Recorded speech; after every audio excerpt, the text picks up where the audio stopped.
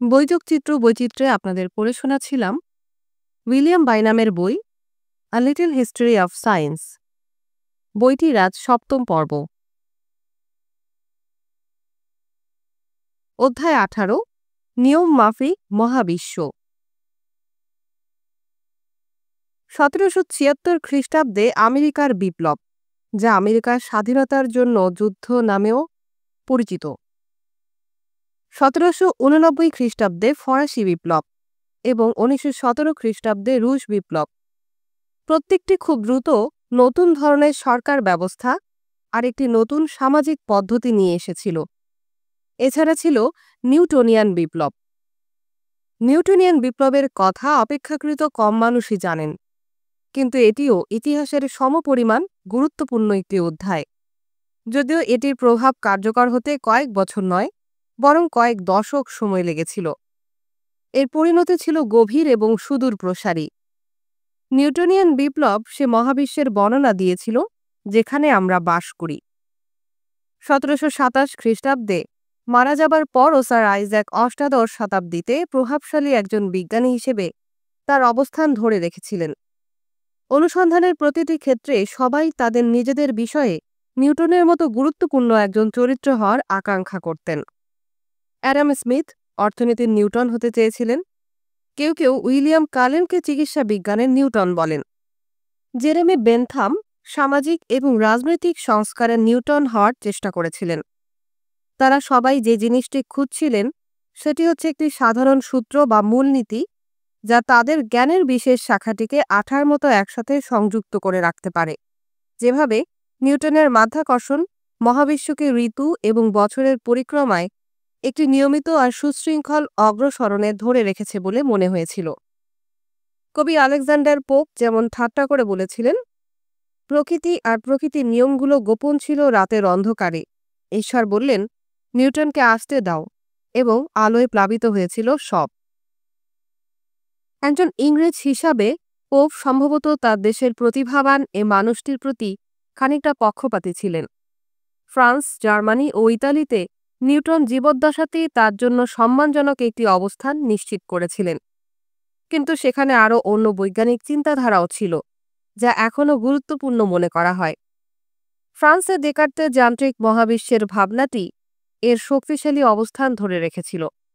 Calculus কে আবিষ্কার করেছেন তা নিয়ে জার্মানিতে একটি চলমান দ্বন্দ্ব ছিল। দার্শনিক জি.ডব্লিউ. লাইবনিৎসের অনুসারীদের সাথে। লাইবনিৎসের জন্ম ১৬৪৬ সালে এবং মৃত্যু ১৭১৬ সালে। যারা দাবি করেছিল এই গাণিতিক উপকরণটি আবিষ্কারের ক্ষেত্রে তাদের প্রিয় লাইবনিৎসের চেয়ে নিউটনের অবদান অপেক্ষাকৃত কম। তবে ব্রিটেনে নিউটন প্রচুর অনুসারীদের আকৃষ্ট করেছিলেন, যারা নিজেদের নিউটনিয়ান দাবি করে অনেক বেশি তুষ্ট ছিলেন এবং যারা তার অসাধারণ অন্তর্দৃষ্টিগুলি গণিত, পদার্থবিদ্যা, জ্যোতির্বিজ্ঞান আর অপটিক্সের অর্থাৎ আলোক বিজ্ঞানের ক্ষেত্রে ব্যবহার করেছিলেন। তবে ক্রমান্বয়ে নিউটনের পরীক্ষামূলক আলোক বিজ্ঞান আর গতি সূত্রগুলো ইউরোপীয় চিন্তার গভীরে প্রবেশ করেছিল। তার সুনাম গড়তে সহায়তা করেছিলেন খুবই অসম্ভাব্য একজন সমর্থক, কবি, ঔপন্যাসিক, জ্ঞানী ভলতেয়ার। জন্ম ১৬৯৪ সালে, মৃত্যু ১৭৭৮ সালে।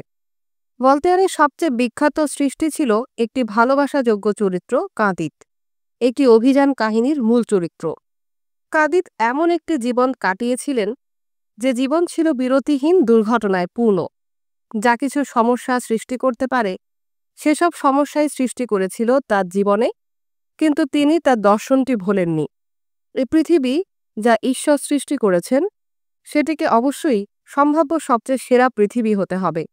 সুতরাং তিনি নিজেকে হতাশ হতে দেননি এবং নিশ্চিত ছিলেন যে যত ভয়াবহ ঘটনাই তার সাথে ঘটুক না কেন সেটি সবচেয়ে ভালোর জন্য। সম্ভাব্য পৃথিবীগুলোর সবচেয়ে সেরা এই পৃথিবীতে তার ভয়ঙ্কর অভিযান শেষে তিনি অনুধাবন করেছিলেন যে তার আসলে নিজের বাড়িতেই থাকা এবং তার বাগানের যত্ন নেওয়া উচিত ছিল। আসলেই বেশ ভালো উপদেশ। কাঁদিত ক্যালকুলাস আবিষ্কারের কৃতিত্ব নিয়ে নিউটনের প্রতিদ্বন্দ্বী লাইবনিৎসের দর্শনের প্রতি মৃদু একটি সমালোচনা ছিল। ভলতেয়ার নিউটনের একজন বড় ভক্ত ছিলেন। বাস্তবিকভাবে ইংলিশ সবকিছুর প্রতি তার একটি বিশেষ অনুরাগ ছিল। ইংল্যান্ডে তিনি কয়েক বছর কাটিয়েছিলেন এবং সেখানে মত প্রকাশ ও চিন্তার স্বাধীনতা তাকে বিশেষভাবে মুগ্ধ করেছিল। ভলতেয়ারকে তার নিজেদের দেশে গৃহবন্দী করে রাখা হয়েছিল ক্যাথলিক চার্চ ও ফরাসি রাজাকে সমালোচনা করার জন্য। সুতরাং মত প্রকাশের স্বাধীনতা কত গুরুত্বপূর্ণ সেটি তিনি জানতেন। তিনি নিউটনের অর্জনগুলোর মূল্য অনুধাবন করেই ইংল্যান্ড থেকে ফিরে এসেছিলেন এবং ফরাসি ভাষায় তিনি নিউটনের মূল ধারণাগুলোকে সাধারণ মানুষের জন্য বোধগম্য করে লিখেছিলেন। ইউরোপ জুড়েই ভলতেয়ারের বইটি বহু পাঠক খুঁজে পেয়েছিল, যেখানে সবই আলোচনা করেছিলেন কিভাবে নিউটনের গণিত এবং পদার্থবিদ্যা, গ্রহ আর নক্ষত্রের গতিবিধি, নিত্যদিনের জোয়ার ভাটা, বুলেটের গতিপথ এবং অবশ্যই আপেলের নিচে পড়ার বিষয়টি বোধগম্য করে তুলেছিলেন। নিউটন ক্রমান্বয়ে তার সুবিশাল সুনামটি অর্জন করেছিলেন, কারণ তার ব্যবহৃত সে উপকরণগুলো গাণিতিক এবং ভৌতিক, যা তিনি তার বিখ্যাত বই প্রিন্কিপিয়ায় বর্ণনা করেছিলেন, সেগুলো আসলেই কাজ করেছিল। সে উপকরণগুলো গণিতজ্ঞ, পদার্থবিদ এবং জ্যোতির্বিদদের বহু ধরনের সমস্যার সমাধান করতে সহায়তা করেছিল, যা নিউটন কেবল আংশিকভাবে স্পর্শ করেছিলেন। কিন্তু বিজ্ঞানের কোনো কাজই কখনোই শেষ কথা হতে পারে না, আর নিউটনের সাথে এর ব্যতিক্রম হয়নি। বহু গবেষকই খুশি হয়েছিলেন নিউটনের জন্য, কারণ তাদের জন্য নিউটন সে দানবীয় চরিত্র ছিল যার কাঁধের ওপর তারা দাঁড়াতে পেরেছিলেন, এবং বহু ক্ষেত্রেই আরও অনেক দূর অবধি দেখতে তিনি তাদের সহায়তা করেছিলেন। আসুন আমরা 3টি উদাহরণ দেখি: জোয়ার ভাটা, পৃথিবীর আকৃতি ও আমাদের সৌরজগতে গ্রহ ও তাদের কক্ষপথের সংখ্যার কারণগুলো। জোয়ার এবং ভাটা, দুটি ঘটনা ঘটছে। ভাটা বা লো টাইড হচ্ছে যখন সমুদ্র বেশ দূরে এবং আপনাকে বেশ বহু দূর হেঁটে যেতে হয় সাঁতার কাটার জন্য। আর জোয়ার বা হাই টাইড হচ্ছে যখন সমুদ্র আরও ভেতরে চলে আসে এবং এটি আপনার বানানো বালির দুর্গ ভেঙে দিয়ে যায়। জোয়ার ভাটার একটি দৈনন্দিন ছন্দ আছে যা নিয়মিত এবং সেটি সম্বন্ধে জ্ঞান রাখা নাবিকদের জন্য গুরুত্বপূর্ণ। কোনো পোতাশ্রয়ে জাহাজ নোঙর করার জন্য প্রবেশ করতে তাদের হয়তো জোয়ারের অপেক্ষা করতে হয়। অ্যারিস্টটল জোয়ারের সাথে চাঁদের একটি যোগসূত্র প্রস্তাব করেছিলেন, এবং পৃথিবী আসলে সূর্যের চারদিকে ঘুরছে যখন এটি সাধারণ বিশ্বাসে পরিণত হয়েছিল। কেউ কেউ জোয়ারকে সে ঢেউয়ের সাথে তুলনা করেছিলেন যা আপনি কোনো বালতির মধ্যে সৃষ্টি করতে পারেন, সেটিকে এদিক ওদিক কাত করার মাধ্যমে। নিউটনের মতে এখানে মাধ্যাকর্ষণ হচ্ছে মূল কারণ। তিনি যুক্তি দিয়েছিলেন চাঁদের মাধ্যাকর্ষীয় টান তখনই সবচেয়ে বেশি যখন চাঁদ পৃথিবীর সবচেয়ে কাছে অবস্থান করে। পৃথিবী যেমন সূর্যের চারপাশে ঘুরছে, চাঁদও পৃথিবীর চারপাশে উপবৃত্তাকার একটি কক্ষপথে ঘুরছে। সে কারণে চাঁদ ও পৃথিবীর মধ্যে দূরত্ব নিয়মিত পরিবর্তিত হয়। চাঁদের মাধ্যাকর্ষীয় বল সমুদ্রের পানিকে এর দিকে আকর্ষণ করে। যখন পৃথিবী ঘুরতে থাকে, সমুদ্রের একটি এলাকা চাঁদের সবচেয়ে কাছে হয় আর আরেকটি অংশ সবচেয়ে দূরে থাকে। সুতরাং এ বাড়তে এবং কমতে থাকা মাধ্যাকর্ষণ শক্তি নিয়মিতভাবেই মহাসাগরের পানির ওঠানামা করতে সহায়তা করে, যা আমরা দেখতে পাই। এটাই জোয়ার ভাটা ব্যাখ্যা করে। মাধ্যাকর্ষণ শক্তি যে কাজ করছে, জোয়ার ভাটা তার একটি দৃশ্যমান প্রমাণ বলে নিউটনের এ ভাবনাটি সঠিক ছিল। পরবর্তী নিউটনিয়ানরা তাদের গুরুর হিসাব নিকাশ কিছুটা সংশোধন করেছিলেন। সুইস চিকিৎসক ড্যানিয়েল বার্নৌলি, জন্ম 1700 সালে, মৃত্যু 1782 সালে। তিনি 1740 খ্রিস্টাব্দে জোয়ার ভাটা নিয়ে আরও বিস্তারিত একটি বিশ্লেষণ উপস্থাপন করেছিলেন। তিনি চিকিৎসা বিজ্ঞানের চেয়ে গণিত, পদার্থবিদ্যা এবং নেভিগেশন নিয়ে অনেক বেশি আগ্রহী ছিলেন, এবং এছাড়া কিভাবে তাদের তারের কম্পন হয়, যেমন যখন আপনি গিটারের তারে বাড়ি দেন, এবং পেন্ডুলাম দোলে, যেমন বড় গ্র্যান্ডফাদার ক্লকে আমরা দেখি, এগুলো ব্যাখ্যা করেছিলেন। তিনি জাহাজের পরিকল্পনাও উন্নত করেছিলেন। বাজেলের চিকিৎসা বিজ্ঞান স্কুলে তিনি নিউটনের বলবিদ্যা ব্যবহার করেছিলেন, কিভাবে আমাদের মাংসপেশি সংকুচিত আকারে ছোট হয় আমাদের চলাচলে সহায়তা করে, সেটি ব্যাখ্যা করতে। জোয়ার ভাটা নিয়ে তার কাজটির লক্ষ্য ছিল প্যারিসের একাডেমি অফ সায়েন্সের উত্থাপিত একটি প্রশ্নের উত্তর দেয়া। সেরা উত্তরের জন্য একাডেমি বিশেষ পুরস্কারও ঘোষণা করেছিল। সে সময়কার বিদ্বান সংগঠনগুলো প্রায়ই এ ধরনের আয়োজন করত। বার্নৌলি এ পুরস্কারটি আরও কয়েকজনের সাথে ভাগ করে নিয়েছিলেন, যারা প্রত্যেকেই সহায়তা করেছিল কেন জোয়ার ভাটা এভাবে আচরণ করে সেটি ব্যাখ্যা করতে, এবং তাদের সে ব্যাখ্যার মধ্যে ছিল সূর্যের মাধ্যাকর্ষণীয় আকর্ষণের কথাও। যখন দুটি জিনিস, যেমন পৃথিবী এবং চাঁদ, পরস্পরকে আকর্ষণ করে, সেখানে গণিত অপেক্ষাকৃতভাবে সরল। বাস্তব পৃথিবীতে সূর্য, গ্রহ এবং অন্য জিনিসগুলো যেগুলোর ভর আছে, তারা এই সরল দৃশ্যটিকে আরও জটিল করে তোলে, এবং সেখানে গণিতটাও আরও কঠিন হয়ে যায়। এছাড়া প্যারিস একাডেমি অব সায়েন্স নিউটনিয়ানবাদের দ্বিতীয় একটি গুরুত্বপূর্ণ প্রশ্নের সাথে সংশ্লিষ্ট ছিল। পৃথিবী কি গোলাকৃতির একটি বলের মতো? কারণ দেখা খুব সহজ ছিল যে এটি পুরোপুরিভাবে বলের মতো মসৃণ নয়, যেমন কোনো টেনিস বল, কারণ এখানে পর্বত আর উপত্যকা আছে। কিন্তু এটি কি মূলত গোলাকৃতিক? নিউটন বলেছিলেন না, কারণ তিনি দেখিয়েছিলেন উত্তর ইউরোপের উপরে কাজ করা মাধ্যাকর্ষণ শক্তির চেয়ে বিষুবরেখায় মাধ্যাকর্ষণ শক্তির পরিমাণ খানিকটা ভিন্ন, আর তিনি এটা জানতেন পেন্ডুলাম দিয়ে করা একটা পরীক্ষার মাধ্যমে। পৃথিবীর মাধ্যাকর্ষণ শক্তি পেন্ডুলামের একটি দোলনকে প্রভাবিত করে। যত বেশি শক্তিশালী হবে মাধ্যাকর্ষণ, পেন্ডুলামটি ততই দ্রুত দুলবে। সুতরাং এটি অপেক্ষাকৃত কম পরিমাণ সময় নেয় এদিক থেকে ওদিক একটি দোলার চক্র শেষ করতে। নাবিকেরা পরিমাপ করেছিল ঠিক 1 সেকেন্ডে কত দূরে পেন্ডুলাম দোলে, আর এ দূরত্বটি খানিকটা কম ছিল বিষুবীয় অঞ্চলে। যদি পৃথিবী নিখুঁত কোনো বলের মতো হতো, তাহলে এর পৃষ্ঠদেশে যে কোনো জায়গা থেকে কেন্দ্র অবধি দূরত্বটি সর্বত্র একই থাকত। আর এ পর্যবেক্ষণের পরিণতি হিসাবে নিউটন বলেছিলেন, পৃথিবী আসলে মেরু এলাকায় খানিকটা চ্যাপ্টা, যেন এটিকে চাপ দেয়া হয়েছে উপর থেকে নিচের দিকে। বিষুবীয় এলাকায় খানিকটা স্ফীত হয়ে আছে। তিনি ভেবেছিলেন এই আকৃতিটি সৃষ্টি হয়েছিল এর উত্তর দক্ষিণ অক্ষের উপর পৃথিবীর ঘূর্ণনের কারণে, যখন এটি তরল অবস্থা থেকে ক্রমশ শীতল হচ্ছিল। নিউটন ইঙ্গিত দিয়েছিলেন এর মানে হচ্ছে পৃথিবী আসলে 6000 বছরের চেয়েও প্রাচীন। কিন্তু কখনোই তিনি উন্মোচন করেননি পৃথিবী আসলে কতটা প্রাচীন, সে বিষয়ে তার মতামত কী ছিল। 1730-এর দশকে যখন নিউটনের কাজ নিয়ে ফ্রান্সে বিতর্ক চলমান, বহু ফরাসি বিজ্ঞানী পৃথিবীর যে ত্রুটিপূর্ণ একটি আকৃতি আছে সেটি বিশ্বাস করতে অস্বীকার করেছিলেন।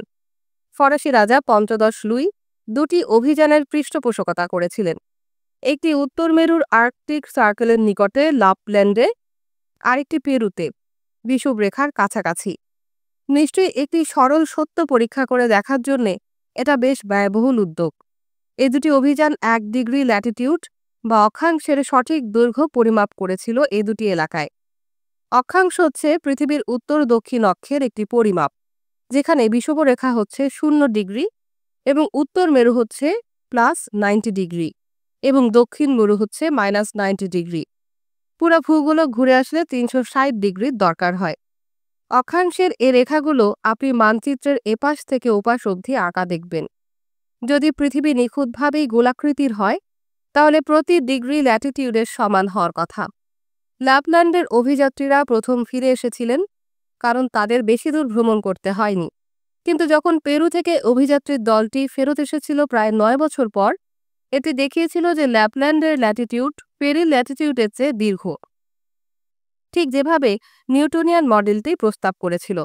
আর এই ফলাফলগুলো ইউরোপে সর্বত্র নিউটনের খ্যাতি বাড়াতে সহায়তা করেছিল।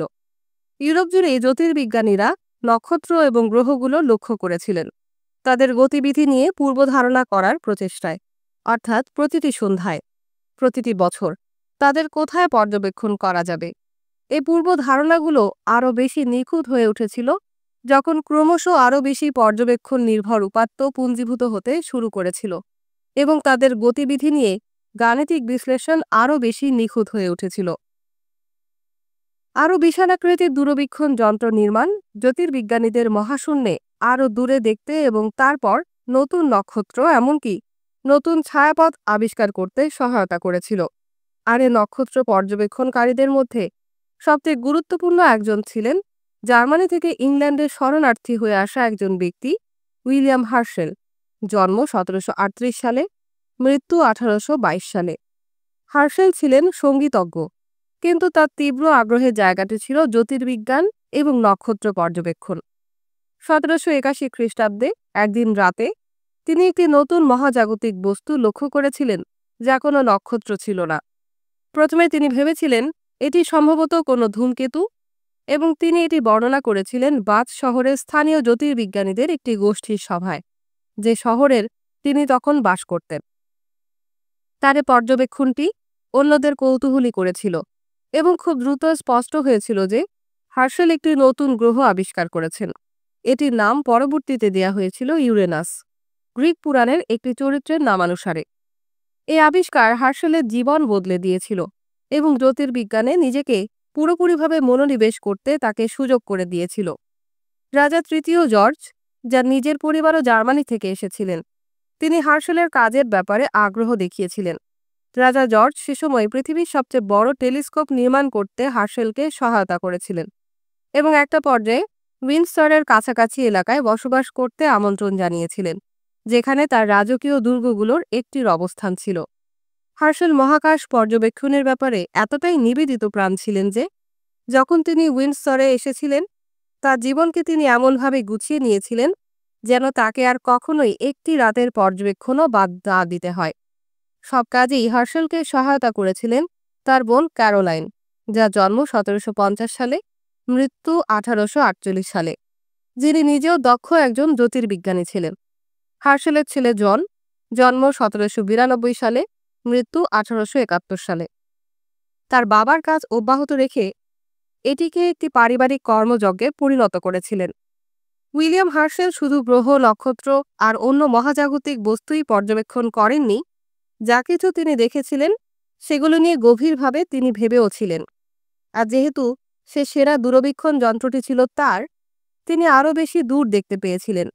তিনি নক্ষত্রের একটি ক্যাটালগ তৈরি করেছিলেন, যা এর আগে তৈরি করা এমন কোনো ক্যাটালগ থেকে অনেক বিশাল এবং ত্রুটিমুক্ত ছিল। তিনি অনুধাবন করেছিলেন আমাদের ছায়াপথ মিল্কি ওয়ে এ মহাবিশ্বে একমাত্র ছায়াপথ নয়, এবং তিনি সে জিনিসগুলো নিয়ে গভীর বিস্ময় নিয়ে ভেবেছিলেন, যেগুলোকে তখন বলা হতো নেবুলি, আকাশে কিছু এলাকা যা দেখতে ঝাপসা সাদা দাগের মতো দেখতে মনে হতো। তাদের কয়েকটিকে মাঝে মাঝে পরিষ্কার মেঘমুক্ত কোনো রাতের আকাশে খালি চোখেই দেখা যেতে পারে। কিন্তু হার্শেলের দূরবীক্ষণ যন্ত্রটি এ ধরনের বহু ঝাপসা সাদা দাগের এলাকা খুঁজে পেয়েছিল। আমাদের মিল্কি ওয়েটিকে ঝাপসা মনে হয় যদি আমরা এর দূরবর্তী কোনো অংশের দিকে তাকাই, এবং জ্যোতির্বিজ্ঞানীরা ধারণা করে নিয়েছিলেন এগুলো নক্ষত্রগুচ্ছই হবে। হার্শেল দেখিয়েছিলেন যে তাদের কয়েকটি সম্ভবত সেটাই, কিন্তু অন্যগুলো সুবিশাল গ্যাসীয় মেঘ যা গভীর মহাশূন্যে ঘুরপাক খাচ্ছে। এছাড়া ডাবল স্টার বা জোড় নক্ষত্রগুলো দেখে, যারা পরস্পরের নিকটে থাকে, বেশ নিকট, যদি সে যে দূরত্ব ভাবা হচ্ছে সে তুলনায় বিবেচনা করা হয়। তিনি প্রদর্শন করেছিলেন এ নক্ষত্রগুলোর আচরণ মাধ্যাকর্ষণীয় আকর্ষণ দিয়ে ব্যাখ্যা করা সম্ভব।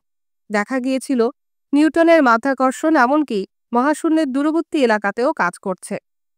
নিউটনের মাধ্যাকর্ষণ এবং গতির সূত্র আর শক্তি অর্থাৎ ক্ষমতা, ত্বরণ অর্থাৎ দ্রুত গতির বুদ্ধি, ও জড়তার মানে একটি সরল রেখায় গতি অব্যাহত রাখার প্রবণতা, গাণিতিক বিশ্লেষণ অষ্টাদশ শতকের প্রাকৃতিক দার্শনিকদের জন্য পথপ্রদর্শক মূলনীতিতে পরিণত হয়েছিল।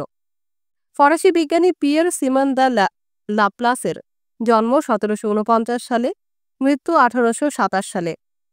তার মতো আর কেউই এই সূত্রগুলো কত বেশি কিছু ব্যাখ্যা করতে পারে সেটি প্রদর্শন করতে পারেননি। লাপ্লাস লাভোয়াইসের সাথে কাজ করতেন, যার সাথে আমাদের অধ্যায় 20-এ দেখা হবে। কিন্তু তার দুর্ভাগা সে বন্ধুর ব্যতিক্রম, লাপ্লাস কোনো ক্ষতি ছাড়াই ফরাসি বিপ্লবের পর্বটি পার করতে পেরেছিলেন। নেপোলিয়নের বিশেষ সুনজর সহ তিনি অর্ধ শতাব্দী ধরে ফরাসি বিজ্ঞানে নেতৃস্থানীয় একজন ছিলেন। লাপ্লাস নিউটনের গতির সূত্র এবং তার গাণিতিক কৌশলগুলো ব্যবহার করেছিলেন, প্রদর্শন করতে যে আমরা আকাশে যা কিছু দেখতে পারি সে সবকিছুই বোঝা সম্ভব হতে পারে, এবং গ্রহ, নক্ষত্র, ধূমকেতু ও গ্রহাণুগুলোর ভবিষ্যৎ অবস্থান কি হতে পারে সেটিও নিখুঁতভাবেই ভবিষ্যৎবাণী করা যেতে পারে। কিভাবে আমাদের সৌরজগৎ ও সূর্য এর গ্রহগুলো সহ বহু মিলিয়ন বছর আগে একটি সুবিশাল বিস্ফোরণের মাধ্যমে জন্ম নিয়েছিল সে বিষয়ে একটি তত্ত্ব গড়ে তুলেছিলেন, যখন সূর্য এর গরম গ্যাসের বড় বড় অংশ নিক্ষেপ করেছিল, যা ধীরে ধীরে শীতল হয়ে গ্রহগুলো এবং তাদের উপগ্রহগুলো তৈরি করেছিল। তিনি এ তত্ত্বটির নাম দিয়েছিলেন নেবুলার হাইপোথিসিস, এবং তিনি বেশ জটিল কিছু গণিত উপস্থাপন করেছিলেন, কিভাবে এটি ঘটতে পারে তা ব্যাখ্যা করে। ল্যাপ্লাস বর্ণনা দিয়েছিলেন যে সে ঘটনাটির একটি সংস্করণের, যা আমরা এখন বিগ ব্যাং বলি। এটা অধ্যায় ৩৯-এ আলোচনা হবে। যদিও বর্তমানের পদার্থবিজ্ঞানীরা এ বিষয়ে ল্যাপ্লাসের পক্ষে যতটুকু জানা সম্ভব ছিল তার চেয়ে অনেক বেশি জানেন। ল্যাপ্লাস নিউটনের গতির সূত্রগুলো নিয়ে এতটাই মুগ্ধ হয়েছিলেন যে তিনি বিশ্বাস করতেন, যদি আমরা শুধু জানতে পারতাম এই মহাবিশ্বে ঠিক কোথায় কোন কণাগুলো অবস্থান করছে কোনো একটা মুহূর্তে, আমরা তাহলে সময়ের শেষ দিন অবধি এই মহাবিশ্ব কিভাবে চলবে সেটি পূর্বধারণা করতে পারতাম। তিনি অনুধাবন করেছিলেন এটা করা সম্ভব নয়, কিন্তু তিনি যা বোঝাতে চেয়েছিলেন সেটি হচ্ছে পদার্থ আর গতির সূত্রগুলো এমন যে পুরো মহাবিশ্বই খুব দক্ষতার সাথে নির্মিত কোনো ঘড়ির মতো কাজ করে এবং এটি নিখুঁত সময়ের পরিমাপ করে। দক্ষভাবে নির্মিত কোনো ঘড়ির মতো মহাবিশ্ব সংক্রান্ত তার এই দৃষ্টিভঙ্গিটি পরবর্তী ১ শতাব্দী ধরে তার পরে আসা বিজ্ঞানীদের প্রভাবিত করেছিল। অধ্যায় ১৯, পৃথিবীর সুবিন্যস্তকরণ। আমাদের এই গ্রহটি হতবাক করে দেওয়ার মতো বিচিত্র প্রাণী আর উদ্ভিদের বাসস্থান। আমরা এখনো জানি না ঠিক কত সংখ্যক কীটপতঙ্গ অথবা সামুদ্রিক প্রাণীর অস্তিত্ব আছে। আমরা সঠিকভাবেই দুশ্চিন্তা করি যে মানব প্রজাতি তাদের সংখ্যা আশঙ্কাজনকভাবেই কমিয়ে দেওয়া অব্যাহত রেখেছে। বিপন্ন প্রজাতি যেমন জায়ান্ট পান্ডা এবং ভারতীয় বাঘ প্রায় প্রতিদিন খবরে উপস্থিত থাকে। উৎকণ্ঠিত মানুষ হিসেবে আমাদের কাছে বিপন্ন প্রজাতি শব্দটিতে গুরুত্বপূর্ণ অংশ হচ্ছে বিপন্ন, কিন্তু বিজ্ঞানীদের কাছে প্রজাতি শব্দটিও একই সাথে গুরুত্বপূর্ণ। কিভাবে আমরা জানি যে জায়ান্ট পান্ডা গ্রিজলি ভালুকের মতো এক ধরনের প্রাণী নয়, অথবা যে পোষা বিড়ালটিকে আমরা আদর করি সেটি বন বিড়াল থেকে ভিন্ন? বাইবেলের বুক অব জেনেসিসে গার্ডেন অফ ইডেন বা স্বর্গোদ্যানে সব প্রাণী আর উদ্ভিদের নামকরণ করতে অ্যাডামকে দায়িত্ব দেয়া হয়েছিল। সব মানব গোষ্ঠীরই তাদের চারপাশের জীব জগৎটিকে সুবিন্যস্ত করার নিজস্ব কিছু উপায় আছে। সব ভাষাতেই মানুষের ব্যবহৃত উদ্ভিদ আর প্রাণীদের জন্য নাম আছে, সেটি চাষ করা হোক বা সংগ্রহ করা হোক, কিংবা যাতায়াতের সহায়তা অথবা দুধ, চামড়া আর মাংসের যোগান দিক না কেন। সপ্তদশ আর অষ্টাদশ শতকে ইউরোপীয় অভিযাত্রীরা পৃথিবীর নানা নতুন আর অজানা এলাকা থেকে নতুন ধরনের উদ্ভিদ আর প্রাণীদের নিয়ে আসা শুরু করেছিলেন, উত্তর আর দক্ষিণ আমেরিকা, আফ্রিকা ও এশিয়া থেকে, এবং তারপর অস্ট্রেলিয়া এবং নিউজিল্যান্ড, এছাড়া পৃথিবীর মহাসাগরীয় বহু দ্বীপ থেকে। এসব নতুন জীবের অধিকাংশই পুরনো পৃথিবীর পরিচিত উদ্ভিদ আর প্রাণীদের থেকে বিস্ময়করভাবেই ভিন্ন। কিন্তু যখনই তাদের নিবিড় আর সতর্কভাবে পর্যবেক্ষণ করা হয়েছিল, তাদের অনেকগুলোই আসলেই খুব বেশি ভিন্ন ছিল না। যেমন ভারত আর আফ্রিকায় পাওয়া হাতিগুলো এতটাই একরকম ছিল যে তাদের একই নাম রাখাই যথাযথ মনে করা হয়েছিল। তারপরও কিছু ক্ষুদ্র পার্থক্য ছিল, কিন্তু সেসব ছোট পার্থক্যগুলো আর প্রকৃতির এ সমৃদ্ধ বৈচিত্র্য কিভাবে আমাদের ব্যাখ্যা করা উচিত? প্রাচীনকাল থেকে এই প্রশ্নটির দুটি মূল উত্তর ছিল। একটি ছিল এমন কিছু ধারণা করে নেওয়া যে প্রকৃতি এতই সমৃদ্ধ, তাই পৃথিবীতে দূরবর্তী এলাকায় বাস করে এমন বহু বিচিত্র ধরনের নতুন উদ্ভিদ আর প্রাণী খুঁজে পাওয়া গেছে। সেটি আদৌ বিস্ময়কর নয়। এ নতুন আবিষ্কারগুলো ভাবা হয়েছিল যে তারা শুধু সে শূন্যস্থানটি পূরণ করছে, যা প্রকৃতিবিদরা গ্রেট চেন অফ বিং বা সত্তাদের মহাশৃঙ্খল বলতেন, যে ধারণাটির সাথে বেশ আগেই পঞ্চম অধ্যায়ে আমরা পরিচিত হয়েছিলাম।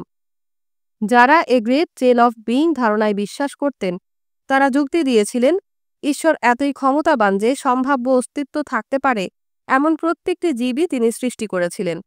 এমন কোনো প্রাণী দেখে তারা বিস্মিত হননি যাদের মধ্যে অন্য প্রাণীদের বৈশিষ্ট্যগুলোর একটি মিশ্রণ তারা লক্ষ্য করেছিলেন। যেমন সমুদ্রবাসী তিমি আর ডলফিন, যারা দেখতে মাছের মতো কিন্তু স্থলবাসী প্রাণীদের মতোই যারা শ্বাস নেয় এবং সন্তানের জন্ম দেয়, অথবা বাদুড়, যারা দেখতে পাখির মতো কারণ তাদের ডানা আছে এবং তারা ওড়ে, কিন্তু তারা পাখিদের মতো ডিম পাড়ে না। এর কারণ ছিল এসব প্রকৃতিবিদরা ভেবেছিলেন উদ্ভিদ আর প্রাণীদের জীবনের সব অদ্ভুত বিষয়গুলো ব্যাখ্যা করা যেতে পারে সে চেইন অফ বিং এর একটি অংশ হিসেবে। এ শৃঙ্খলে মিসিং লিঙ্ক বা অনুপস্থিত যোগসূত্রের ধারণাটি বহুদিন ধরেই আমাদের সাথে আছে, যা আপনি হয়তো শুনেছেন যখন কোনো গুরুত্বপূর্ণ নতুন জীবাশ্ম আবিষ্কৃত হয়। তবে দ্বিতীয় উত্তরটি হচ্ছে এমন কিছু ধারণা করা যে ঈশ্বর মূলত প্রতিটি ধরনের উদ্ভিদ আর প্রাণীকে সৃষ্টি করেছিলেন, আর আমরা চারপাশের প্রকৃতির যে সুবিশাল বৈচিত্র্য দেখি সেটি প্রজন্মের পর প্রজন্ম তাদের সন্তান সৃষ্টি করার পরিণতি। ওক গাছের একর্ন ছোট চারাগাছ তৈরি করে, ঠিক যেভাবে বিড়ালও বিড়াল ছানা জন্ম দেয়, যারা আরও বড় হয়ে নিজেদের সন্তানের জন্ম দেয়, এবং এভাবে চলতে থাকে। এবং প্রতিটি প্রজন্মের সাথে অথবা বহু শত অথবা বহু সহস্র প্রজন্মে গাছ আর বিড়ালগুলো আরও বিচিত্র হয়ে ওঠে। অর্থাৎ প্রকৃতি এই সুবিশাল বৈচিত্র্যটিকে বোঝা যাবে এমন কিছু হিসাবে সময়ের সাথে ক্রমান্বয়ে ঘটা পরিবর্তনগুলো হচ্ছে যার কারণ। যদিও প্রতিটি উদ্ভিদ আর প্রাণীকে, তারপরও বলা যেতে পারে যে তারা একটি মূল পরিকল্পনার সাথে সম্পর্কযুক্ত। আর সব মূল উদ্ভিদ আর প্রাণীর একটি তালিকা এবং বিস্তারিত ক্যাটালগ তৈরি করলে একটি জীবন বৃক্ষরূপে সেটি ঈশ্বরের পরিকল্পনাকেই প্রদর্শন করবে। অষ্টাদশ শতাব্দীতে দুজন প্রকৃতিবিদ এসব বিষয়গুলো নিয়ে চিন্তায় প্রাধান্য বিস্তার করেছিলেন এবং ঘটনাক্রমেই তারা এ দুটি ভিন্ন দৃষ্টিভঙ্গিরও প্রতিনিধিত্ব করেছিলেন। প্রথমজন ছিলেন একজন অভিজাত শ্রেণীর ফরাসি কোদ ডো বুফো, জন্ম 1707 সালে, মৃত্যু 1788 সালে। জর্জ লুই লোকেলের একজন ধনী ব্যক্তি যিনি বিজ্ঞানের প্রতি নিজের জীবন নিবেদন করেছিলেন। তিনি বছরের একটি অংশ তার নিজের জমিদারিতে থাকতেন এবং বাকি অংশ প্যারিসে, যেখানে তিনি রাজার বাগানগুলোর দায়িত্বে ছিলেন। এই বাগানগুলো বর্তমান সময়ে চিড়িয়াখানা অথবা বন্যপ্রাণী সংরক্ষণের পার্কের মতো ছিল। শুরুতে তিনি নিউটন এবং তার পদার্থবিদ্যা আর গণিতের একজন বড় ভক্ত ছিলেন, কিন্তু তার দীর্ঘ জীবনের বড় একটি অংশ তিনি কাটিয়েছিলেন প্রাকৃতিক বিশ্ব নিয়ে গবেষণা করে। তার লক্ষ্য ছিল পৃথিবী এবং এখানে বসবাসরত সব প্রাণী ও উদ্ভিদের ব্যাখ্যা করা। তার সতর্ক গবেষণাগুলো সংকলিত করা হয়েছিল 127 খণ্ডের বিশাল একটি বইয়ে, যার নাম ছিল শুধু ইস্টোয়ার ন্যাচুরেল, মানে ন্যাচারাল হিস্ট্রি। সে সময় ইতিহাস বলতে বর্ণনাও বোঝাতো এবং বুফো তার পক্ষে জোগাড় করা সম্ভব হয়েছিল এমন সব ধরনের প্রাণীর এবং কিছু উদ্ভিদের বিবরণ এ বইগুলোয় দেওয়ার চেষ্টা করেছিলেন। তার সংগৃহীত প্রাণী সম্বন্ধে বুফো তার পক্ষে যতটা সম্ভব প্রায় সব কিছুরই বিবরণ দিয়েছিলেন। তাদের শারীর স্থান, যেভাবে তারা চলাচল করে, তারা যা কিছু খায়, যেভাবে প্রজনন করে, আমাদের জন্য তাদের কী উপযোগিতা আছে ইত্যাদি সহ আরও অনেক কিছুই। এটি যতটা সম্ভব প্রাণীদের নিজস্ব প্রাকৃতিক পরিবেশে বিবরণ দেয়ার খুব চমৎকারভাবে আধুনিক একটি প্রচেষ্টা ছিল। একটির পর একটি খণ্ডে তিনি বহু পরিচিত স্তন্যপায়ী পাখি, মাছ ও সরীসৃপ জাতীয় প্রাণী পরীক্ষা করে দেখেছিলেন। এই সুবিশাল কর্মযজ্ঞটি 1749 খ্রিস্টাব্দ থেকে পরবর্তী 40 বছর ধারাবাহিকভাবে প্রকাশিত হয়েছিল, আর পাঠকরা প্রতিটি নতুন খণ্ডের জন্যে অধীর আগ্রহে অপেক্ষা করতেন। বইগুলো প্রায় সব ইউরোপীয় ভাষায় অনূদিত হয়েছিল। বুফো বিস্মিত হয়েছিলেন তার পরীক্ষা করা প্রতিটি প্রাণীর নানা ধরনের বৈশিষ্ট্য লক্ষ্য করে। তার একটি বিখ্যাত উদ্ধৃতি ছিল, প্রকৃতি শুধু একক সদস্যকেই চেনে, অর্থাৎ প্রকৃতিতে সুনির্দিষ্ট বিন্যাস নেই, শুধু সেখানে প্রচুর একক উদ্ভিদ আর প্রাণী সদস্যরা আছে। আর শুধু নিজেদের সুবিধার কারণে মানুষরাই তাদের বিভিন্ন গোষ্ঠী আর শ্রেণীতে বিন্যস্ত করার চেষ্টা করছে। সে গ্রেট চেইন অফ বিইং সম্পর্কে বলেছিলেন তিনি, প্রকৃতি পূর্ণ, কিন্তু এক একটি করে জীব অধ্যয়নের মাধ্যমেই শুধু এটিকে অধ্যয়ন করা যেতে পারে। বুফোর বড় প্রতিদ্বন্দ্বী ছিলেন একজন সুইডিশ ডাক্তার ও প্রকৃতিবিজ্ঞানী কার্ল লিনেয়াস, জন্ম 1707 সালে, মৃত্যু 1778 সালে। লিনেয়াস চিকিৎসা বিজ্ঞান পড়েছিলেন, কিন্তু তার আগ্রহের ক্ষেত্র ছিল উদ্ভিদ জগৎ। উত্তর সুইডেনে উপসালা বিশ্ববিদ্যালয়ের অধ্যাপক হিসেবে তিনি তার জীবনের অধিকাংশ সময় কাটিয়েছিলেন। এখানেই তিনি একটি উদ্ভিদ উদ্যান গড়ে তুলেছিলেন এবং তার জন্য উদ্ভিদ এবং প্রাণী সংগ্রহ করে আনতে তিনি তার বহু ছাত্রকে নানা দেশে পাঠিয়েছিলেন। তার ছাত্রদের কেউ কেউ এ ধরনের অভিযানে প্রাণ হারিয়েছিলেন, কিন্তু তার অনুসারীরা লিনিয়াসের সে মহান লক্ষ্যটির প্রতি অনুগত ছিলেন, পৃথিবীতে যা কিছুর অস্তিত্ব আছে সেগুলো সঠিকভাবে নামকরণ করা। আর তার এ নামকরণে সহায়তা করতে লিনিয়াস তাদের শ্রেণীবিন্যস্ত করেছিলেন, অর্থাৎ তিনি সেগুলোর অপরিহার্য বৈশিষ্ট্যগুলোকে সংজ্ঞায়িত করেছিলেন। এটি তাকে সেগুলোর প্রকৃতির বিন্যাসে বিন্যস্ত বা সাজানোর সুযোগ করে দিয়েছিল। যখন তার বয়স 20-এর দশকে 1735 খ্রিস্টাব্দে তিনি একটি সংক্ষিপ্ত বই প্রকাশ করেছিলেন, যার শিরোনাম ছিল সিস্টেমা ন্যাটুরি, অর্থাৎ দ্য সিস্টেম অফ নেচার, প্রকৃতির পদ্ধতি। এই বইটি ছিল মূলত একটি দীর্ঘ তালিকা যেখানে সব পরিচিত উদ্ভিদ আর প্রাণী লিপিবদ্ধ করা হয়েছিল, যাদের জেনেরা বা গণে গোষ্ঠীভুক্ত করা হয়েছিল। তার জীবদ্দশায় তিনি মোট 12টি সংস্করণ প্রকাশ করেছিলেন। প্রতিবারই তার তালিকা দীর্ঘায়িত করেছিলেন যখন তিনি আরও বহু ধরনের উদ্ভিদ আর প্রাণী সম্বন্ধে জানতে পেরেছিলেন, বিশেষ করে সেগুলো যা তার ছাত্ররা তার জন্য আমেরিকা, এশিয়া, আফ্রিকা এবং পৃথিবীর অন্যান্য জায়গায় আবিষ্কার করেছিলেন। প্রাচীন গ্রিকদের সময় থেকেই প্রকৃতিবিদরা পৃথিবীর সবকিছুর একটি প্রাকৃতিক শ্রেণীবিন্যাস থাকতে পারে কিনা সেটি জানতে চেয়েছেন। সবকিছুর কি পরস্পরের সাথে একটি অসীম অথবা ঈশ্বর প্রদত্ত সম্পর্ক আছে? আর যদি তাই হয়, আমরা কিভাবে সেটা খুঁজে বের করতে পারি? খ্রিস্টান যুগে সবচেয়ে প্রচলিত ধারণাটি ছিল ঈশ্বর প্রাণী আর উদ্ভিদের প্রতিটি প্রজাতিকে সৃষ্টি করেছেন সবকিছুর শুরুতে, যেন অ্যাডাম তাদের নামকরণ করতে পারেন। আর যা কিছু আমরা এখন দেখছি সেটি সময় আর দৈবক্রমে ঘটা ঘটনাগুলোরই পরিণতি।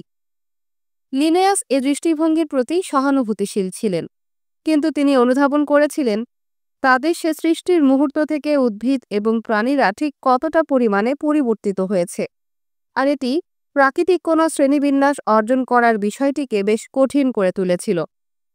তিনি ভেবেছিলেন তাহলে যে জিনিসটির দরকার প্রথমে সেটি হচ্ছে কিছু সাধারণ নিয়ম যা ব্যবহার করে পৃথিবীর সবকিছু শ্রেণীবিন্যাস করা যাবে। দ্বিতীয়ত, শনাক্ত করার জন্য সেগুলোকে তিনি সাধারণ নাম দিতে চেয়েছিলেন। এটাই ছিল তার জীবনের প্রধানতম দায়িত্ব। আক্ষরিকভাবেই নিজেকে তিনি একজন দ্বিতীয় অ্যাডাম হিসেবে দেখেছিলেন, যিনি সবকিছুকে তাদের সঠিক সুনির্দিষ্ট নামগুলো দেবেন। সর্বোপরি, কিভাবে প্রাণী বিজ্ঞানী অথবা উদ্ভিদ বিজ্ঞানীরা কোনো এক ধরনের কুকুর বা এক ধরনের লিলি নিয়ে আলোচনা করবেন, তারা কি নিয়ে কথা বলছেন সেটি যদি তারা সঠিকভাবে না জানেন? লিনেয়াস ভেবেছিলেন প্রকৃতি অবশ্যই কিছু সুনির্দিষ্ট শ্রেণী সৃষ্টি করে রেখেছে, এবং যখন সবকিছু তাদের জন্য নির্ধারিত শ্রেণীতে রাখা হবে তখন বিজ্ঞান গবেষণা করাও সম্ভব হবে।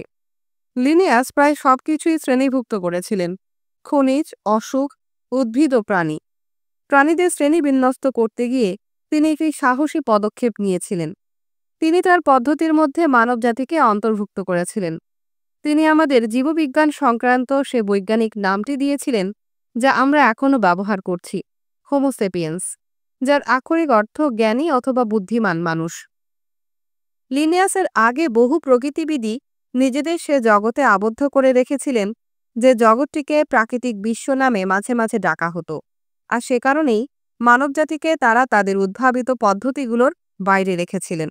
একজন যাজকের ছেলে লিনেয়াস গভীরভাবে ধার্মিক ছিলেন, তবে যেভাবে তিনি সুস্পষ্টভাবেই বলেছিলেন, কুকুর কিংবা বানরদের মতো মানুষরা কেন শুধু একটি প্রাণী হতে পারবে না তার কোনো জীববিজ্ঞান সংক্রান্ত কারণ নেই। সুতরাং তার প্রাকৃতিক শ্রেণীবিন্যাস পদ্ধতিতে তাদের যুক্ত করা প্রয়োজন। লিনেয়াসের দৃষ্টিতে তার ট্যাক্সোনমি অর্থাৎ শ্রেণীবিন্যাস করার বৈজ্ঞানিক শব্দ। ট্যাক্সোনমি সংক্রান্ত কাজে সবচেয়ে গুরুত্বপূর্ণ দুটো শ্রেণী ছিল জিনাস বা গণ এবং স্পিসিস, বাংলায় প্রজাতি। তিনি সবসময় জিনাসের নাম লিখতে একটি বড় হাতের অক্ষর, আমরা এখনও সেটি করি, আর প্রজাতির নাম লিখতে গিয়ে ছোট হাতের অক্ষর ব্যবহার করেছিলেন, যেমন হোমো সেপিয়েন্স। জিনাস বা গণ হচ্ছে উদ্ভিদ আর প্রাণীদের একটি গ্রুপ যারা প্রজাতিতে অন্তর্ভুক্ত সদস্যরা বেশি পরিমাণে মৌলিক বৈশিষ্ট্যগুলো পরস্পরের সাথে ভাগাভাগি করে নেয়। যেমন ফেলিস। জিনাসে বেশ কয়েক ধরনের বিড়াল প্রজাতি আছে, যেমন পরিচিত গৃহপালিত বিড়াল ফেলিস ক্যাটাস এবং বন বিড়াল ফেলিস সিলভাস্ট্রিস। আগে সে দিনগুলো স্কুলে সবাইকে ল্যাটিন শিখতে হতো, সুতরাং তার এই নামগুলো বেশ সহজেই বোঝা সম্ভব ছিল। ফেলিস মানে বিড়াল, ক্যাটাস মানে ধূর্ত, সিলভাস্ট্রিস মানে বন্য। লিনেয়াস জানতেন যে জীবদের পরস্পরের মধ্যে বিভিন্ন মাত্রায় সাদৃশ্য এবং বৈসাদৃশ্য আছে। তার এই বিশাল পদ্ধতির শীর্ষে তিনি 3টি কিংডম বা রাজ্য রেখেছিল: উদ্ভিদ, প্রাণী ও খনিজ। এগুলোর নিচের স্তরে ছিল ক্লাস বা শ্রেণী, যেমন মেরুদণ্ডী প্রাণী, যেসব প্রাণীর মেরুদণ্ড আছে, গাধা, গিরগিটি ইত্যাদি। আর এই ক্লাসের মধ্যে আছে অর্ডার বা বর্গ, যেমন স্তন্যপায়ী, যে প্রাণীরা তাদের শিশুদের স্তন্যপান করায়। এর এক ধাপ নিচে আছে জিনাস বা গণ, এবং এর পরে আছে স্পিসিস বা প্রজাতি। প্রজাতির অধীনে ভ্যারাইটি বা প্রকারভেদ বা ধরন আছে। মানব প্রজাতির মধ্যে এ ধরনগুলোকে বলা হয় রেস বা বর্ণ। অবশ্যই একক সদস্যরা আছেন, একজন ব্যক্তি কিংবা একটি উদ্ভিদ অথবা প্রাণী যাদের নিজস্ব স্বতন্ত্র বৈশিষ্ট্য আছে, যেমন উচ্চতা, লিঙ্গ, চোখ বা চুলের রং, কণ্ঠস্বর ইত্যাদি। কিন্তু একক সদস্যদেরকে এভাবে আপনি শ্রেণীবিন্যস্ত করেন না, বরং আপনি তাদের একটি গ্রুপে রাখেন যা আপনি পরে শ্রেণীভুক্ত করতে পারেন। পরবর্তী বিজ্ঞানীরা আবিষ্কার করেছিলেন লিনেয়াসের মূল শ্রেণীবিন্যাস কাঠামোয় তাদের বাড়তি কিছু ধাপ যুক্ত করতে হবে, যেমন ফ্যামিলি, সাব ফ্যামিলি ও ট্রাইব, অর্থাৎ পরিবার, উপপরিবার ও গোত্র। সিংহ, বাঘ ও গৃহপালিত বিড়াল এখন ক্যাটস বা বিড়াল পরিবারের অন্তর্ভুক্ত। সব একক উদ্ভিদ আর প্রাণী একত্রে মিলেই জীবজগৎ তৈরি করেছে। আর এটাই বুফো মূলত ইঙ্গিত করেছিলেন যখন তিনি দাবি করেছিলেন এ মৌলিক শ্রেণীটি ইন্ডিভিজুয়াল বা একক সদস্য, শুধু নিশ্চিত একটি শ্রেণী। লিনেয়াসের কাছে সত্যিকারের গুরুত্বপূর্ণ স্তরটি ছিল প্রজাতির স্তর। প্রতিটি উদ্ভিদ প্রজাতি শনাক্ত করার জন্য সেগুলোর ফুলের পুরুষ বা স্ত্রী অংশগুলোর বৈশিষ্ট্যের উপর ভিত্তি করে তিনি একটি সরল পদ্ধতি উদ্ভাবন করেছিলেন।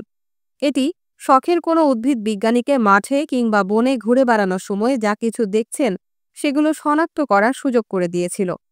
যদিও এটি প্রযোজ্য ছিল শুধু উদ্ভিদের ক্ষেত্রে, কিন্তু লিনেয়াসের এই লিঙ্গ পদ্ধতি বহু মানুষকে অস্বস্তিতে ফেলেছিল এবং একই সাথে বেশ কিছু যৌন ইঙ্গিতবাহী কবিতারও জন্ম দিয়েছিল। গুরুত্বপূর্ণভাবে তার উদ্ভিদের শ্রেণীবিন্যাস খুব ভালোভাবে কাজ করেছিল। এটি উদ্ভিদবিদ্যাকে সামনের দিকে এগিয়ে নিয়ে যাওয়ার জন্য বেশ বড় একটি ধাক্কা দিয়েছিল। লিনেয়াসের মৃত্যুর পর তার গুরুত্বপূর্ণ উদ্ভিদের সংগ্রহ কিনে নিয়েছিলেন বিত্তবান একজন ইংরেজ ভদ্রলোক, যিনি লন্ডনে লিনেয়ান সোসাইটি প্রতিষ্ঠা করেছিলেন। এটি এখনও সক্রিয়, এমনকি ২০০ বছর পরেও আমরা এখনও বহু নাম ব্যবহার করি যা লিনেয়াস প্রস্তাব করেছিলেন উদ্ভিদ ও প্রাণীর নামকরণ করতে গিয়ে।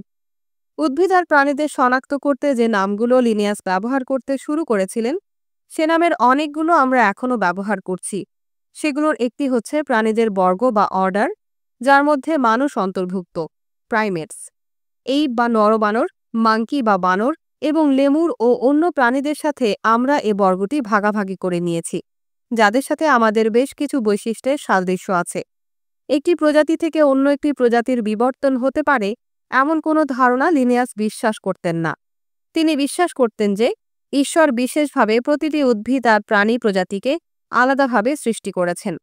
কিন্তু তিনি অনুধাবন করেছিলেন যে মানুষও প্রকৃতির একটি অংশ এবং যে নিয়ম ব্যবহার করে আমরা প্রাকৃতিক বিশ্ব সম্বন্ধে জানার চেষ্টা করি সেটি মানবজাতি সম্বন্ধে জানার জন্য ব্যবহার করা যেতে পারে। যখন আমরা বলি যে এই অথবা ওই গ্রুপ উদ্ভিদ আর প্রাণীগুলো হচ্ছে একটি জৈববৈজ্ঞানিক প্রজাতি, তখন আমরা আসলেই যা বোঝাতে চাই সেটি প্রকৃতিবিদদের বেশ চিন্তার মধ্যে রাখা অব্যাহত রেখেছিল। এটি এখনও তা করছে। কিন্তু লিনেয়াসের এ কাঠামোটি ১ শতাব্দী পরে পরিবর্তিত হয়েছিল। সেটি করেছিলেন আরেকজন প্রকৃতিবিদ, যিনিও উদ্ভিদ প্রেমী ছিলেন, চার্লস ডারউইন। তার গল্প আমরা পড়ব ২৫তম অধ্যায়ে। অধ্যায় ২০, বাতাস আর গ্যাস। এয়ার বা বায়ু শব্দটি বেশ পুরানো, গ্যাস শব্দটি অনেক নূতন, মাত্র কয়েক শতাব্দী পুরনো। আর এয়ার থেকে গ্যাস শব্দে পরিবর্তনের এ বিষয়টি খুবই গুরুত্বপূর্ণ। প্রাচীন গ্রিকদের ধারণায় ৪টি মৌলিক উপাদানের একটি ছিল বায়ু, শুধু একটি জিনিস। কিন্তু সপ্তদশ শতাব্দীতে রবার্ট বয়েলের পরীক্ষাগুলো এই ধারণাটিকে চ্যালেঞ্জ করেছিল এবং বিজ্ঞানীরা অনুধাবন করতে শুরু করেছিলেন আমাদের চারপাশে ঘিরে থাকা বাতাস, আমরা সবাই নিঃশ্বাসের সাথে যা গ্রহণ করি, শুধু একটি জিনিস নয়, এটি একাধিক জিনিস দিয়ে তৈরি। এরপর থেকে বহু রাসায়নিক পরীক্ষায় আসলে কী ঘটছে সেটি বোঝা অনেক সহজ হয়ে গিয়েছিল। বহু পরীক্ষায় এমন কিছু তৈরি করত যা মিশ্রণ থেকে বুদবুদের মতো বের হয়ে আসত অথবা ধোঁয়ার মতো উপরে উঠে বাতাসে মিলিয়ে যেত। মাঝে মাঝে পরীক্ষাগুলো যেন বাতাসকে পরিবর্তন করে দিত। রসায়নবিদরা মাঝে মাঝে অ্যামোনিয়া তৈরি করতেন যা তাদের চোখ জ্বালা করা এবং পানি পড়ার কারণ হতো, কিংবা হাইড্রোজেন সালফাইড, পচা ডিমের মতো গন্ধজার। কিন্তু কোনো উপায়ে এই গ্যাসগুলো সংগ্রহ করতে সক্ষম না হওয়ার কারণে আসলেই সেখানে কি হচ্ছে সেটি জানা বেশ কঠিন ছিল। আইজ্যাক নিউটন দেখিয়েছিলেন পরিমাপ করা কত গুরুত্বপূর্ণ, কিন্তু গ্যাসের পরিমাপ করা বেশ কঠিন একটি কাজ, যদি এটি সহজে বাতাসে হারিয়ে যেতে পারে। সুতরাং রসায়নবিদরা বাধ্য হয়েছিলেন বিশুদ্ধ গ্যাস সংগ্রহ করার কোনো উপায় খুঁজে বের করতে। আর এটি করার সবচেয়ে প্রচলিত উপায়টি ছিল আবদ্ধ ছোট কোনো একটি জায়গায় যেমন খুব ভালো করে আটকানো কোনো বাক্সে রাসায়নিক পরীক্ষা সম্পাদন করা। এই আবদ্ধ জায়গাটিকে এরপর যুক্ত করা হতো একটি নলের সাথে, যা যুক্ত থাকতো উল্টো করে বসানো কোনো কাচের পাত্রে, যা পূর্ণ থাকতো পানি দিয়ে। যদি গ্যাসটি পানিতে দ্রবীভূত না হতো, কিছু কিছু গ্যাস যেমন হতো, এটি পানির মধ্যে বুদবুদের আকারে ওপরে উঠে পানির নিচের দিকে ঠেলে দিয়ে এর উপরে জায়গা করে নিত। স্টিফেন হেলেস জন্ম ১৬৭৭ সালে, মৃত্যু ১৭৬১ সালে। তিনি একজন বুদ্ধিমান উদ্ভাবনপটু যাজক। গ্যাস সংগ্রহ করার উদ্দেশ্যে খুবই কার্যকর একটি ওয়াটার বাথ পরিকল্পনা করেছিলেন। হেলেস তার দীর্ঘ জীবনের প্রায় পুরোটাই কাটিয়েছিলেন টেডিংটনের ভাইকার হিসাবে। তখন এটি ছোট একটি গ্রাম ছিল, এখন যাকে গ্রাস করে নিয়েছে লন্ডন শহর। একজন বিনয়ী এবং নির্জনতাপ্রিয় মানুষ হেলেস অত্যন্ত কৌতূহলীও ছিলেন এবং সারাক্ষণই তিনি কোনো না কোনো পরীক্ষা নিয়ে ব্যস্ত থাকতেন। তার কিছু পরীক্ষা আসলেই খুবই ভয়ঙ্কর। তিনি ঘোড়া, ভেড়া ও কুকুরদের রক্তচাপ মেপেছিলেন সরাসরি তাদের ধমনীতে ফাঁপা একটি সুই প্রবেশ করিয়ে দেওয়ার মাধ্যমে।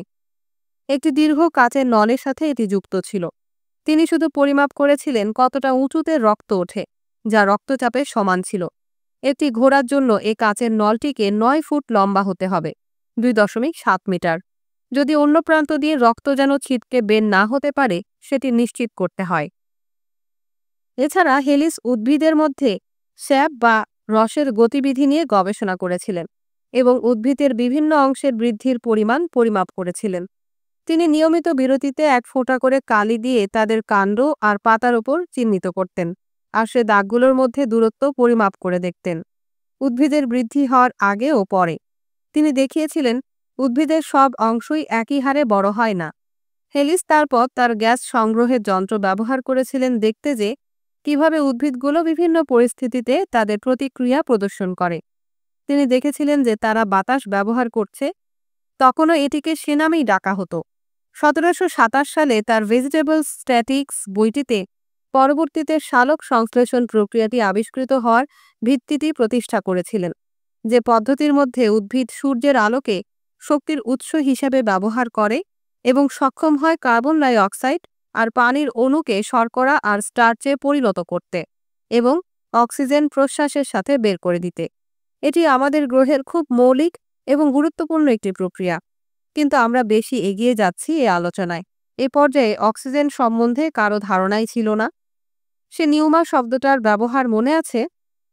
অধ্যায় ৬ আমরা শুনেছিলাম নিউম্যাটিক অর্থ শুধু বাতাস সম্পর্কিত, আর নিউম্যাটিক কেমিস্ট্রি বাতাসগুলোর রসায়ন। অষ্টাদশ শতাব্দীতে বিজ্ঞানের সবচেয়ে গুরুত্বপূর্ণ ক্ষেত্রগুলোর একটি ছিল। আপনি কি লক্ষ্য করেছেন যে এখানে বাতাস বহুবচনে ব্যবহার করা হয়েছে? ১৭৩০-এর দশকের পর থেকে নিউম্যাটিক রসায়ন ছিল সে ক্ষেত্র যেখানে এটি গুরুত্বপূর্ণ ছিল। শুধু এয়ার বা বাতাসের পুরানো ধারণাটি আরও বেশি গতিময় ধারণায় পরিণত হয়নি, যা দাবি করেছিল এটি আসলেই বেশ কয়েক ধরনের গ্যাস দিয়ে তৈরি। বিজ্ঞানীরা একই সাথে আবিষ্কার করেছিলেন যে অধিকাংশ জিনিসই গ্যাস হিসাবে টিকে থাকতে পারে অথবা গ্যাসে রূপান্তরিত হতে পারে যদি সঠিক পরিস্থিতি সৃষ্টি করা হয়।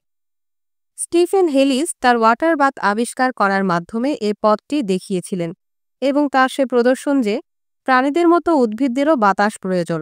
এই এয়ার শব্দটিকে বোঝা হয়েছিল একটি গ্যাস হিসাবে যা মুক্ত হয়ে বের হয়ে আসে যখন কোনো কিছু পোড়ানো হয়। একজন স্কটিশ চিকিৎসক ও রসায়নবিদ জোসেফ ব্ল্যাক, জন্ম ১৭২৮ সালে, মৃত্যু ১৭৯৯ সালে। জোসেফ ব্ল্যাকে এয়ার সংগ্রহ করেছিলেন। তিনি এটিকে ফিক্সড এয়ার বা স্থির বাতাস বলেছিলেন এবং দেখিয়েছিলেন যদিও উদ্ভিদ এর মধ্যে বেঁচে থাকতে পারে এবং এটি ব্যবহার করতে পারে, কিন্তু প্রাণীরা মারা যায় যদি তাদের এমন কোনো জায়গায় রাখা হয় যা তাদের শ্বাস নেয়ার জন্য শুধু স্থির বাতাস ধারণ করে।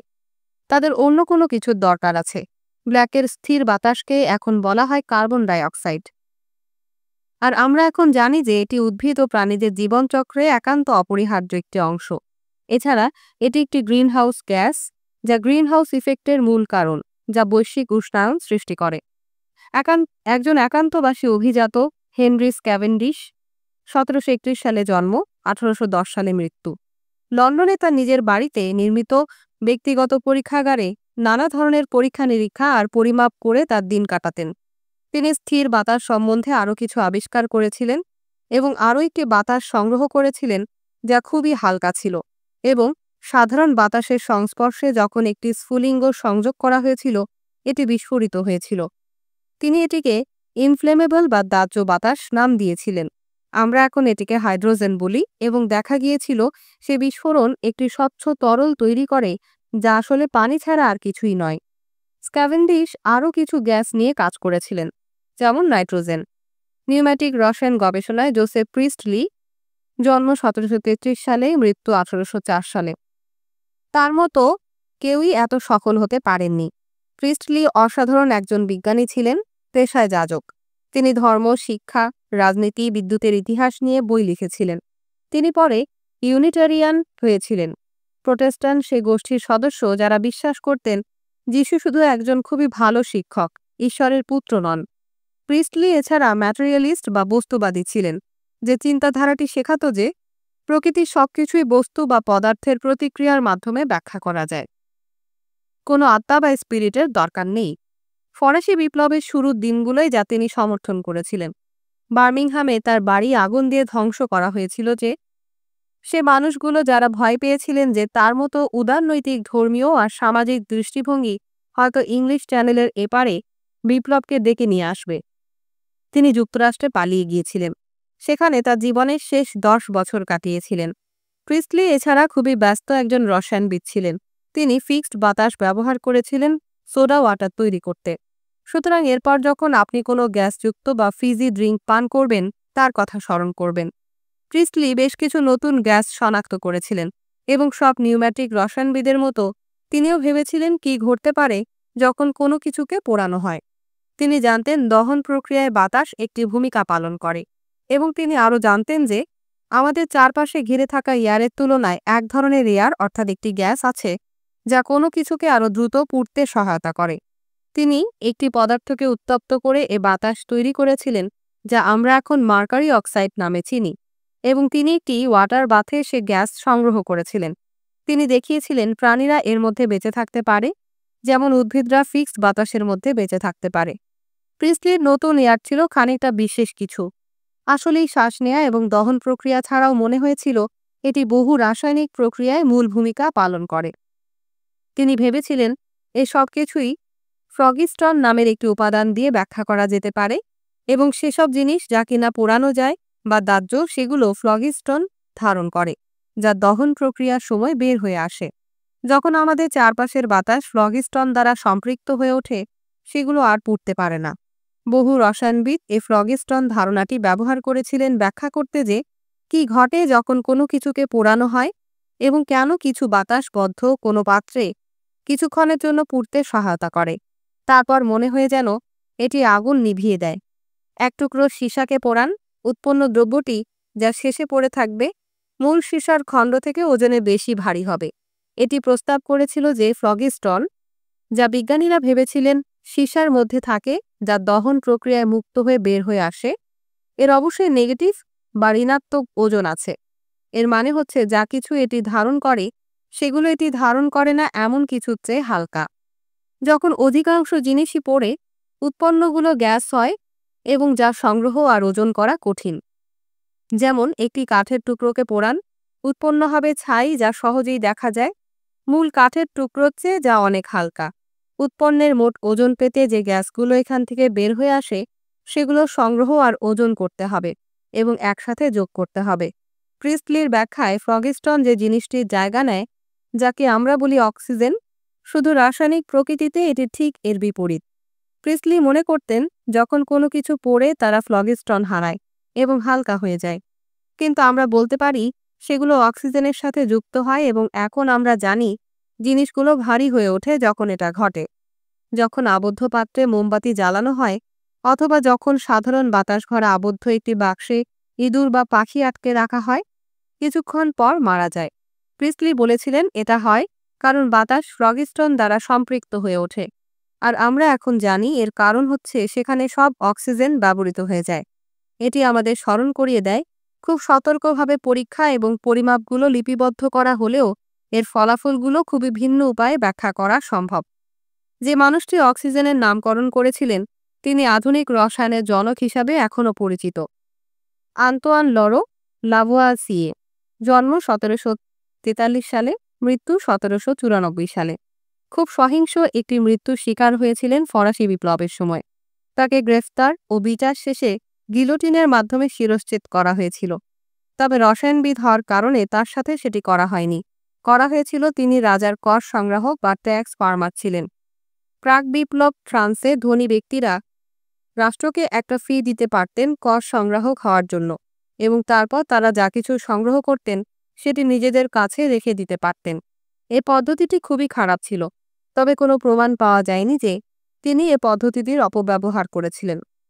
বাস্তবিকভাবে বিপ্লবের আগে তিনি তার অধিকাংশ সময় কাটিয়েছিলেন রাষ্ট্রের জন্য গুরুত্বপূর্ণ বৈজ্ঞানিক আর প্রযুক্তি বিষয়ক গবেষণা করে। উৎপাদন ব্যবস্থা এবং কৃষিকাজের উন্নতির লক্ষ্যে তিনি বেশ কিছু গুরুত্বপূর্ণ প্রশ্নের সমাধান খুঁজছিলেন।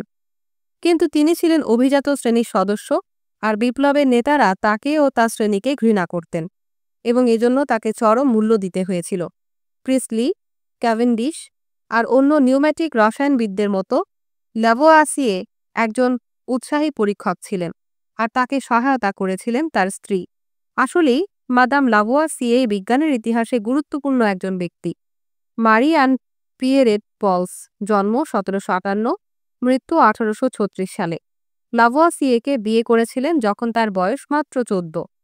লাভোয়াসিয়ে তখন ২৮, এবং তারা দুজনে ব্যক্তিগত পরীক্ষাগারে একসাথে কাজ করতেন। নানা ধরনের পরীক্ষা সম্পাদনা, ফলাফল সংগ্রহ আর লিপিবদ্ধ করতেন। এছাড়া মাদাম লাভোয়াসিয়ে চমৎকার একজন গৃহকর্ত্রী ছিলেন। তিনি এবং তার স্বামী সে সময় শিক্ষিত সমমনা বিজ্ঞানীদের তাদের বাড়িতে একত্রে জড়ো করতেন, বিজ্ঞান আর প্রযুক্তির নানা নতুন আবিষ্কার নিয়ে আলোচনা করতে। সত্যিকার অংশীদারির সুখী দাম্পত্য জীবন ছিল তাদের। স্কুলে পড়ার সময় থেকেই লাভোয়াসিয়ে বিজ্ঞান ভালোবাসতেন। তার ধারালো মেধা আর বৈজ্ঞানিক অভিলাষ শৈশব থেকেই নজরে পড়েছিল সবার। অধিকাংশ ছাত্র যারা রসায়ন পড়েছিলেন সে সময়, তাদের মতো তিনিও ফ্রগিস্টন ধারণাটি নিয়ে বড় হয়ে উঠেছিলেন। কিন্তু সে ধারণায় বেশ কিছু যৌক্তিক আর পরীক্ষামূলক ভুল তিনি উন্মোচন করেছিলেন। লাভোয়াসিয়ে সে সময়ে পাওয়া যেত এমন সবচেয়ে সেরা বৈজ্ঞানিক যন্ত্রপাতি সংগ্রহের ব্যাপারে খুব দৃঢ়প্রতিজ্ঞ ছিলেন। তিনি এবং তার স্ত্রী নিজেরাও পরীক্ষাগারের জন্য বহু যন্ত্র উদ্ভাবন করেছিলেন। সবসময় তাদের লক্ষ্য ছিল রাসায়নিক পরীক্ষায় আরও নির্ভুলতা বাড়ানো। তার পরীক্ষায় ব্যবহৃত নানা উপাদানের ওজন পরিমাপ করতে তিনি খুবই ত্রুটিমুক্ত তুলাদণ্ড ব্যবহার করতেন। বেশ কিছু ভিন্ন ধরনের পরীক্ষা তাকে বিশ্বাস করিয়েছিল যে যখন কোনো কিছু পড়ে তাদের সব উৎপন্নের সার্বিক ওজন বৃদ্ধি পায়। এর মধ্যে সংশ্লিষ্ট ছিল সে দহন প্রক্রিয়ায় মুক্ত হওয়া গ্যাসগুলো সংগ্রহ এবং তাদের সার্বিক ওজন পরিমাপ করা। লাভোয়াসিয়ে এছাড়া তার পরীক্ষা অব্যাহত রেখেছিলেন কি ঘটে দেখতে যখন আমরা এবং অন্য প্রাণীরা শ্বাস নিই। এই পরীক্ষাগুলো তাকে আশ্বস্ত করেছিল যে উপাদানটি আমাদের শ্বাসক্রিয়া এবং অন্তর্দহন প্রক্রিয়ার সাথে জড়িত সেটি একটি একক সত্যিকারের মৌল উপাদান, ফ্রগিস্টনের মতো কোনো উপাদান নয়। একইভাবে মনে হয়েছিল অম্ল বা অ্যাসিড তৈরি করতে এ মৌলটি আবশ্যিক একটি উপাদান। অ্যাসিড এবং অ্যালকেলিকে মাঝে মাঝে বেস বলা হয়ে থাকে। এর মধ্যকার রাসায়নিক বিক্রিয়া বহুদিন ধরেই রসায়নবিদদের কৌতূহলী করে রেখেছিল। মনে করে দেখুন রবার্ট বয়েলের সে লিটমাস পেপার আবিষ্কারের কথা। লাভোয়াসিয়ে সে কাজটি করা অব্যাহত রেখেছিলেন। আসলে তিনি বিশ্বাস করেছিলেন যে অক্সিজেন, যার অর্থ অ্যাসিড, তৈরি করে যে অ্যাসিডগুলোই এত বেশি গুরুত্বপূর্ণ যে এ মৌলটি সবসময় সেগুলোর মধ্যে থাকে। আমরা এখন জানি এটি সত্য নয়। হাইড্রোক্লোরিক অ্যাসিড শক্তিশালী অ্যাসিডগুলোর মধ্যে অন্যতম। এখানে কোনো অক্সিজেন নেই, এটি হাইড্রোজেন আর ক্লোরিন মৌল দ্বারা তৈরি। কিন্তু তারপরও অক্সিজেন সম্বন্ধে লাভোয়াসিয়ে যা কিছু বলেছিলেন সেগুলো এখনও আমাদের জ্ঞানের অংশ। আমরা এখন জানি যে এটা হচ্ছে সে মৌল কোনো কিছু পড়ার জন্য যার দরকার হয়, এবং আমাদের জন্য এটা অপরিহার্য, কারণ এটা আমরা শ্বাসের সাথে গ্রহণ করি। আর আপাতদৃষ্টিতে এ দুটি ভিন্ন প্রক্রিয়ার মধ্যে আসলে সাধারণ অনেক কিছুই আছে। মানুষ অক্সিজেন ব্যবহার করে পোড়ানোর জন্য, বা শর্করা আর অন্য যা কিছু আমরা খাই সেগুলো প্রক্রিয়াজাত করতে, আমাদের শরীরে শক্তি উৎপাদন করতে, যেন আমরা নিত্যদিনের কাজগুলো সম্পন্ন করতে পারি। লাভোয়াসিয়ে ও তার স্ত্রী তাদের রাসায়নিক পরীক্ষাগুলো অব্যাহত রেখেছিলেন ১৭৮০-র দশকে, এবং ১৭৮৯ সালে ফরাসি বিপ্লবের আগের রাতেই তার সবচেয়ে বিখ্যাত বইটি প্রকাশ করেছিলেন, যার ইংরেজি শিরোনাম ছিল এলিমেন্টস অফ কেমিস্ট্রি, এবং এটা আসলেই সেটা ছিল। এই বিষয়ে এটা ছিল প্রথম আধুনিক পাঠ্যপুস্তক।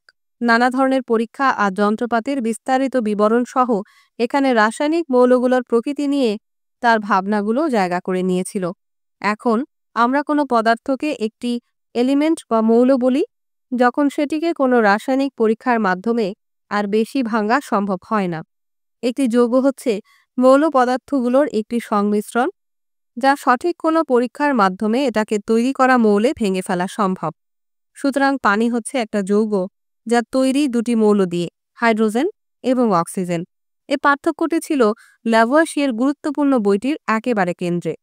তার এলিমেন্ট বা সাধারণ পদার্থের তালিকায় সব মৌল ছিল না, যা বর্তমানে রসায়নবিদরা শনাক্ত করে থাকেন, কারণ তাদের অনেকগুলোই তখনও আবিষ্কার হয়নি। এ তালিকায় বিস্ময়কর কিছু জিনিসও ছিল, যেমন আলো আর তাপ। কিন্তু একটি মৌল আর যৌগের মধ্যে পার্থক্য কী সেটি বুঝতে লাভোয়াসিয়ে একটি মৌলিক কাঠামোর ভিত্তি গড়ে দিয়েছিলেন। ঠিক তেমনই গুরুত্বপূর্ণ ছিল তার সে বিশ্বাস যে রসায়নের ভাষাকে অবশ্যই সুনির্দিষ্ট এবং সব ধরনের অস্পষ্টতা মুক্ত হতে হবে। বেশ কয়েকজন সহযোগীকে নিয়ে লাভোয়াসিয়ে এ বিষয়ের পরিভাষাগুলো সংস্কার করেছিলেন। প্রদর্শন করেছিলেন যে ভালো বিজ্ঞান চর্চা করতে হলে আপনাকে শব্দ ব্যবহারেও সঠিক হতে হবে। লিনিয়াস তার সাথে একমত হতেন। রসায়নবিদদের জন্য জরুরি যে তারা যৌগ আর মৌলগুলোর নাম সঠিকভাবে উল্লেখ করতে সক্ষম হবেন, যা নিয়ে তারা পরীক্ষা করছেন, যেন অন্য যে কোনো রসায়নবিদ পৃথিবীর যে কোনো জায়গায় বুঝতে ও জানতে পারেন তারাও ঠিক একই জিনিসগুলো নিয়েই কাজ করছেন। তিনি লিখেছিলেন, আমরা শুধু শব্দের মাধ্যমেই চিন্তা করি। ল্যাভোয়াসিয়ের পরে রসায়নবিদরা ক্রমশ একটি সাধারণ ভাষা ব্যবহার করতে শুরু করেছিলেন।